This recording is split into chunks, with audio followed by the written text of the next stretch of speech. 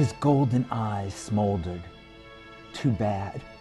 My head was already spinning by the time he got closer and pressed his icy lips against mine.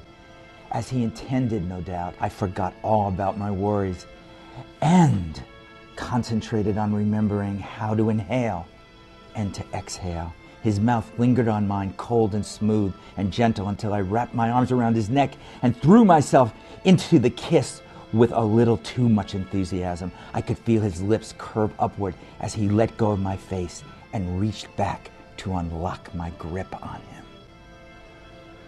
Oh, I'm sorry. I'm reading from a piece of literature that vies with everybody and everything, and is the only thing people think about now.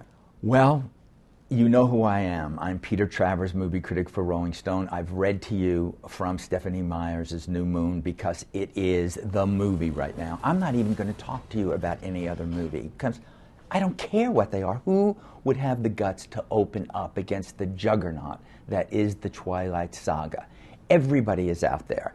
This is a movie for 9-year-old girls and the 9-year-old girl inside all of us. We all have to feel it.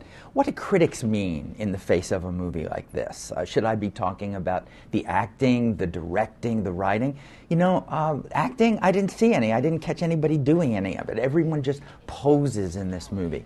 But what you have to know, and what I'm going to tell you, is essential. You're going to have to make a choice when you see this. Edward Cullen, the vampire, I know people just love him. Are we Team Edward? Are we Rob Pattinson people because we watched him in the first Twilight movie? A vampire, 109 years old, who wins the heart of a human high school student called Bella Swan. We thought we had that all figured out, and now it's the second Twilight movie called New Moon, and suddenly Bella's got somebody else after her. This is Jacob Black. Jacob Black, I know, I want to hear it for Jacob because this is Taylor Lautner playing this. This is the new guy. We saw him a little bit the last time. This is the guy who's on the cover of Rolling Stone.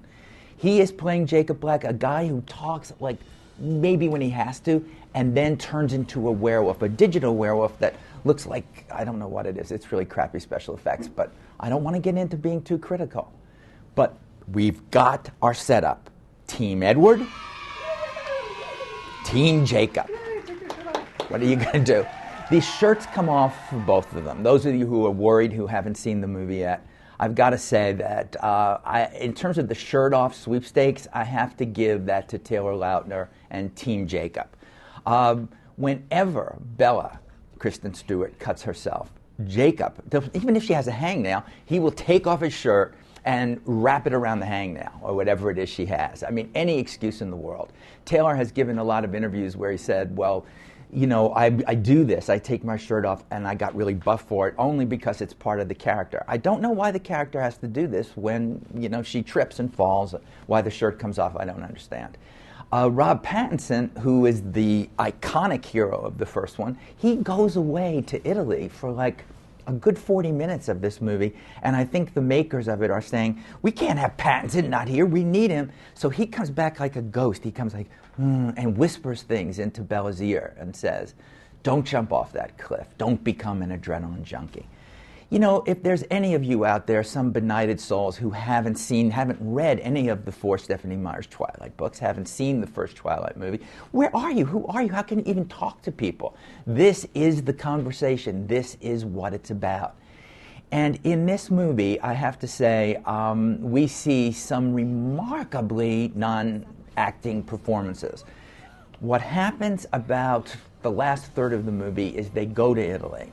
And there's Rob Pattinson, Team Edward, thinking he's going to kill himself because he can't bear the idea that he's lost Bella. And he goes to the Volturi, and these are like the royal family of vampires. There's an actor named Michael Sheen, who you've seen play Tony Blair in The Queen, and you probably saw him play David Frost in Frost Nixon. Wonderful actor. He plays this like 1,000-year-old vampire who could read people's minds, and he can, I hate to say this, the man can act. This is incredible. He comes in there and he starts acting, and you could see the young cast looking at him. They're staring at him and going, what is that? Is that acting? It looks hard, you know. So they go back to posing. They get rid of Michael Sheen immediately. So I'm going to be really serious for a minute and say, how does New Moon stack up against the first Twilight movie? Well, the first one was directed by a woman, Catherine Hardwicke, and she got something of the feel of that virginal Bella, this person in Washington State who's in love with this person who's undead but who'll stay 17 forever, who doesn't want to do that. She wants to be turned into a vampire for that. Stephanie Meyers, the author, is a Mormon, and she's saying something too about virginity, about holding off. This is the opposite of my favorite vampire thing, which is True Blood on HBO, where everybody goes at it. There are no virgins in True Blood. I kind of like my vampires lively. You know, if you're going to be undead, have a little life in you. But she gets that. The new director, Chris Weitz, he gets a more action into this. So for guys who get dragged by their girlfriends to this movie, they're going to see more because now it's vampires versus werewolves. Why can't they learn to make the special effects good? I don't know. You're not going to believe those werewolves for 1 minute. Again, I have to pull back and stop myself. I have to hold up this book and say, I, as a critic, am helpless against the juggernaut of the Twilight Saga, New Moon.